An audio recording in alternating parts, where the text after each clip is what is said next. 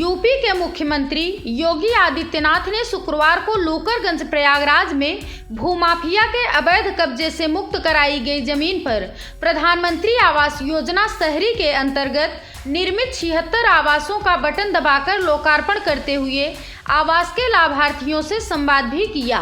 तत्पश्चात मुख्यमंत्री ने प्रधानमंत्री आवास योजना शहरी के लाभार्थियों को आवास की चाबी सौंपी तथा पीएम स्वनिधि योजना के लाभार्थियों को चेक का वितरण किया।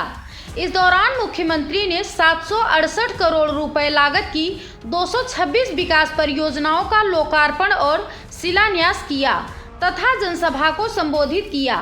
लोगों को संबोधित करते हुए सीएम योगी ने कहा कि आज प्रयागराज की इस पवित्र धरती पर माफियाओं से मुक्त कराई गई जमीन पर प्रधानमंत्री आवास योजना शहरी के अंतर्गत बने 76 आवासों की चाबी को परिवारों को सौंपा गया। मुख्यमंत्री ने कहा कि सभी 76 लाभार्थी परिवारों के साथ साथ प्रधानमंत्री के मार्गदर्शन एवं प्रेरणा से प्रदेश में 54 लाख गरीबों को आवास प्राप्त हुआ है।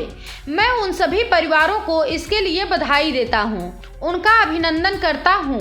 उन्होंने कहा कि पहले गरीबों, व्यापारियों की जमीनों व सरकारी जमीनों पर माफियाओं द्वारा अवैध रूप से कब्जा कर लिया जाता था, परंतु अब माफियाओं से मुक्त कराई गई जमीनों पर गरीबों के लिए अच्छे आवास बन रहे हैं। यह एक संदेश देने का कार्य कर रहा है। मुख्यमंत्री ने कहा कि प्रयागराज की धरती प्राचीन काल से पवित्र धरती है, तीर्थ की धरती है। हमारी सरकार ने प्रयागराज के पौराणिक नाम को वापस दिया है। इसके साथ ही साथ प्रयागराज प्राचीन काल से ही धर्म, आध्यात्म, शिक्षा और न्याय की धरती भी है। मुख्यमंत्री ने प्रदेश के सभी विकास प्राधिकरणों को प्रयागराज विकास प्राधिकरण की तर्ज पर माफियाओं से मुक्त कराई गई जमीनों पर गरीबों के लिए उनका आशियाना बनाए जाने के लिए कहा। मुख्यमंत्री ने कहा कि ये सुशासन की वो शुरुआत है जो प्रधानमंत्री ने 9 वर्ष पहले देश के अंदर व विगत 6 वर्षों से प्रदेश में हमारी सरकार ने किया है। इस दौरान मुख्यमंत्री ने उप मुख्यमंत्री केशव प्रसाद मौर्य की मांग पर प्रयागराज में 10,000 लोगों की क्षमता वाले एक कन्वेंशन सेंटर बनाए जाने के लिए प्रयागराज विकास प्राधिकरण को जमीन का चिन्हांकन करने तथा डीपीआर बनाए जाने के लिए कहा। उन्होंने कहा कि हमारी सरकार विकास के नए आयाम स्थापित कर रही है। विकास की गति को बनाए रखना तथा विरासत का सम्मान करना हमारी सरकार की प्राथमिकता है। उन्होंने कहा कि दुनिया का सबसे पहला गुरुकुल प्रयागराज की धरती पर महर्षि भारद्वाज ने स्थापित किया था। इसी के तहत यहाँ पर फ्लाइंग क्लब की स्थापना की जाएगी और फ्लाइंग क्लब के माध्यम से जो अनुसंधान इस क्षेत्र में हो सकते हैं वे हम करेंगे। उन्होंने मंडलायुक्त एवं जिला प्रशासन को इस प्रक्रिया को तीव्र गति से आगे बढ़ाए जाने के लिए कार्यवाही किए जाने के लिए कहा। प्रयागराज एयरपोर्ट की क्षमता को और अधिक बढ़ाने का कार्य किया जा रहा है। मुख्यमंत्री ने कहा कि ये कल्पना करिए कि आज से 6 वर्ष पहले प्रदेश के अंदर प्रधानमंत्री आवास योजना में एक भी गरीब को आवास नहीं मिल पाता था, लेकिन आज प्रधानमंत्री के मार्गदर्शन एवं प्रेरणा से प्रदेश में 54 लाख गरीबों को आवास मिल चुका है।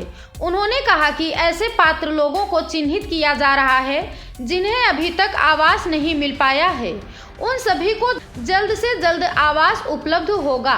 कहा कि पहले गरीबों के लिए आवास एक सपना था, परंतु आज ये हकीकत बन रहा है। मुख्यमंत्री ने कहा कि प्रदेश सरकार गरीबों के चेहरे पर मुस्कान लाने का कार्य कर रही है। इससे हमें गर्व की अनुभूति होती है। पहले की सरकारों में माफियाओं को संरक्षण मिलता था, परंतु हमारी सरकार गरीब, बेसहारा और असहाय लोगों के साथ निरंतर खड़ी है और योजनाओं के माध्यम से उनके विकास के लिए हर संभव कार्य कर रही है। कहा कि प्रदेश स्तर पर इन्वेस्टर्स समिट के आयोजन से 26 लाख करोड़ रुपए का प्रस्ताव हमें प्राप्त हुआ है। यदि प्रदेश में सुशासन न होता तो ये निवेश प्रस्ताव प्रदेश में नहीं आता। निवेश प्रस्ताव आने से प्रदेश में आने वाले समय में लाखों युवाओं को नौकरी और रोजगार मिलेगा। प्रधानमंत्री के मार्गदर्शन एवं आप लोगों के आशीर्वाद से प्रदेश का देश के विकास में महत्वपूर्ण स्थान है। प्रयागराज में ट्रिपल इंजन की सरकार से महाकुंभ 2025 और भी भव्य दिव्य रूप से आयोजित होगा, जो पूरे विश्व में नए आयाम स्थापित करेगा। उन्होंने महाकुंभ 2025 के भव्य आयोजन के लिए प्रयागराज वासियों को भी अपना सहयोग प्रदान करने के लिए कहा। मुख्यमंत्री ने कहा कि आज लगभग 800 करोड़ रुपए की परियोजनाओं के लोकार्पण एवं शिलान्यास का कार्य किया गया है। इसमें शिक्षा, स्वास्थ्य, जल जीवन मिशन की योजनाएं के साथ ही अन्य परियोजनाओं के कार्य पूरा हो जाने पर प्रयागराज के विकास को और गति मिलेगी। उन्होंने कहा कि आप सभी को ये विश्वास दिलाता हूं कि डबल इंजन की सरकार आपको डबल स्पीड के साथ विकास एवं सुशासन के कार्यक्रमों को आगे बढ़ाने का कार्य करेगी। प्रधानमंत्री के नेतृत्व में जिस गति के साथ भारत की अर्थव्यवस्था आगे बढ़ रही है, उससे ये प्रतीत होता है कि वर्ष 2027 तक भारत विश्व में तीसरी सबसे बड़ी अर्थव्यवस्था बन जाएगा। केंद्र व प्रदेश की हर योजनाओं का लाभ बिना किसी भेदभाव के पात्र व्यक्तियों को मिल रहा है। मुख्यमंत्री ने अधिवक्ताओं, पत्रकारों, चिकित्सकों, शिक्षकों, मलिन बस्तियों में रहने वाले लोगों के लिए भी आवास योजना जैसी योजनाएं बनाए जाने के लिए कहा। आज उत्तर प्रदेश के अंदर प्रयागराज की धरती से अमीनों कार्यक्रम को आगे बढ़ाया गया है कि कुख्यात माफियाओं के कब्जे से मुक्त कराई गई भूमि पर प्रधानमंत्री आवास योजना के अंतर्गत 76 परिवारों को आज उनका आवास सौंपने का, जारी वितरण करने का एक पवित्र कार्यक्रम आज यहां संपन्न हो रहा है। इसके लिए प्रयागराज की धरती को कोटि कोटि नमन करते हुए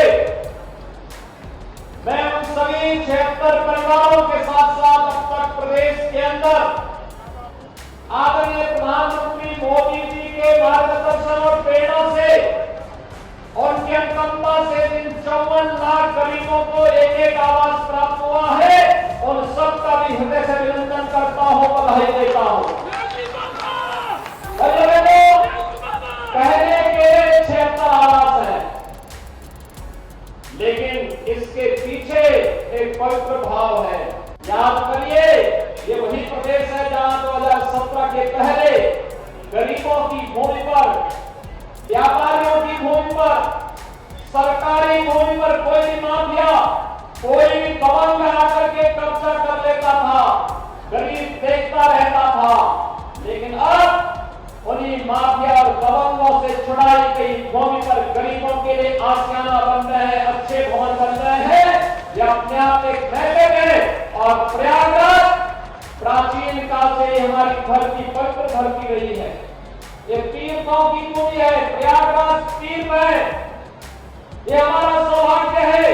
2019 के प्रयागराज कुंभ के ठीक पूर्व हम लोगों ने इसका नामकरण एक बार फिर से इसका पौराणिक नाम प्रयागराज रख करके और स्मृतियों को ताजा करने का कार्य किया। ये कार्यक्रम जहां आगे बढ़े, वहीं साथ ही साथ प्राचीन काल से ही धर्म और अध्यात्म की, संस्कृति की धरा के साथ साथ शिक्षा और न्याय की धरती भी प्रयागराज रही है।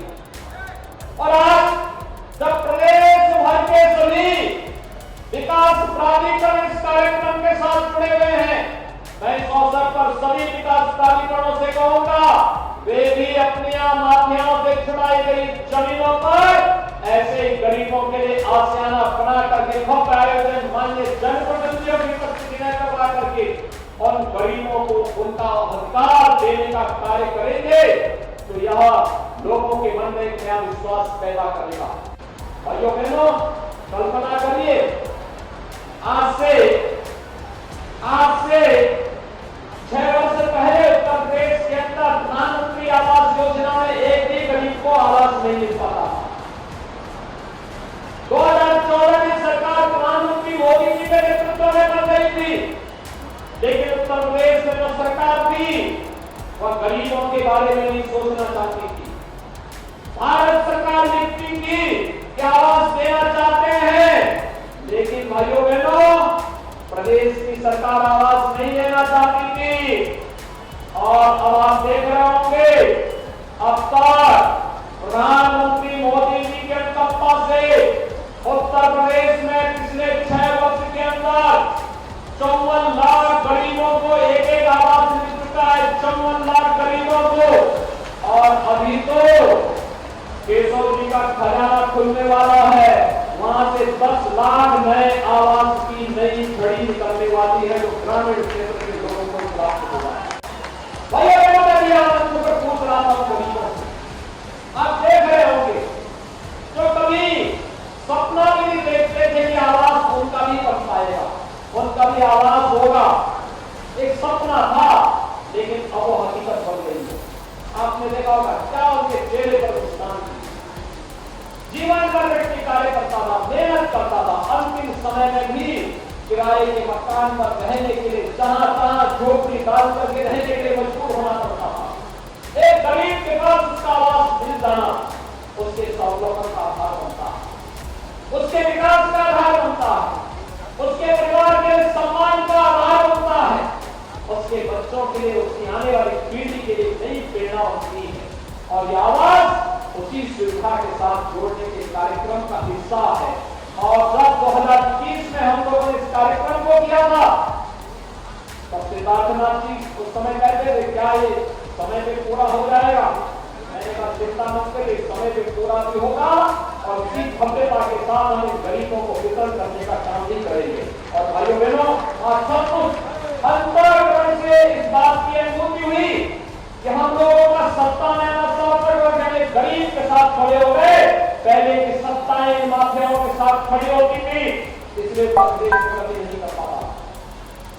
लोग जाति के नाम पर बात करते थे, समाज को विभाजित करते थे, जाति के नाम पर बांटते थे, तमाम बातों के आधार पर बांटते थे।